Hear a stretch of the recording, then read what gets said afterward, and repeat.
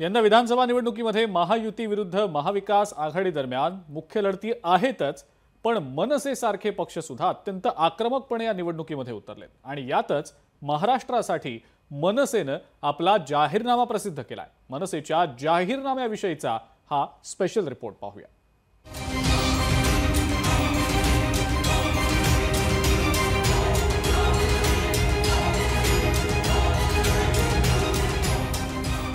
विधानसभा निवडणुकीच्या अनुषंगाने राज्यातील सर्वच पक्ष आपापल्या प्रचार सभा, दौरे, रॅली, जाहीरनामे प्रकाशित करत असताना आज मनसे अध्यक्ष राज ठाकरेंनी आपल्या पक्षाचा जाहीरनामा प्रकाशित केला।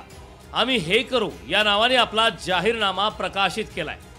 काय आहे मनसेच्या जाहीरनाम्यात? भाग पहिला, मूलभूत गरजा, जीवनमान, महिला, आरोग्य, प्राथमिक शिक्षण, रोजगार। भाग दुसरा, दळणवळण, पाण्याचे नियोजन, मोकळ्या जागा, पर्यावरण, इंटरनेट।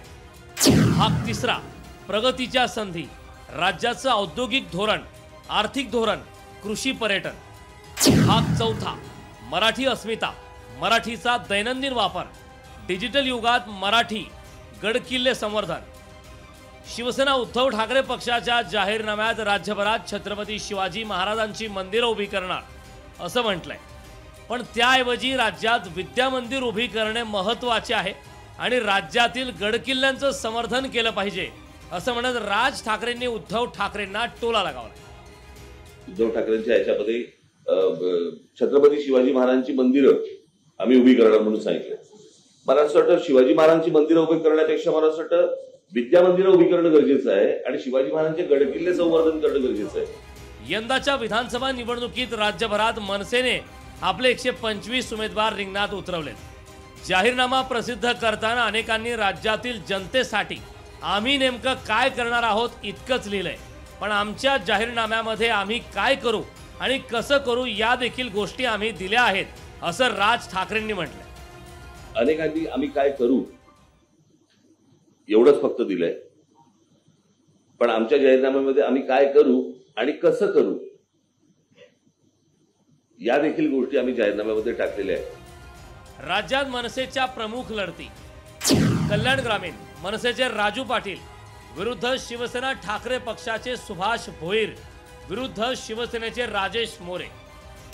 माहीम मनसेचे अमित ठाकरे विरुद्ध शिवसेनेचे सदा सरवणकर विरुद्ध महाविकास आघाडीचे महेश सावंत। वरळी मनसेचे संदीप देशपांडे विरुद्ध शिवसेना उद्धव बाळासाहेब ठाकरे पक्षाचे आदित्य ठाकरे विरुद्ध शिवसेनेचे मिलिंद देवरा। ठाणे शहर मनसेचे अविनाश जाधव विरुद्ध शिवसेना उद्धव बाळासाहेब ठाकरे पक्षाचे राजन विचारे विरुद्ध भाजपाचे संजय केळकर। नाशिक पश्चिम मनसेचे दिनकर धर्माजी पाटील विरुद्ध शिवसेना उद्धव बाळासाहेब ठाकरे पक्षाचे सुधाकर बडगुजर विरुद्ध भाजपचे सीमा हिरे। आता मनसेच्या या जाहीरनाम्याला राज्यातील जनतेने नेमका कसा प्रतिसाद दिलाय हे तर आपल्याला 23 तारखेला निकालानंतरच कळेल। ब्युरो रिपोर्ट, लोकशाही मराठी, मुंबई।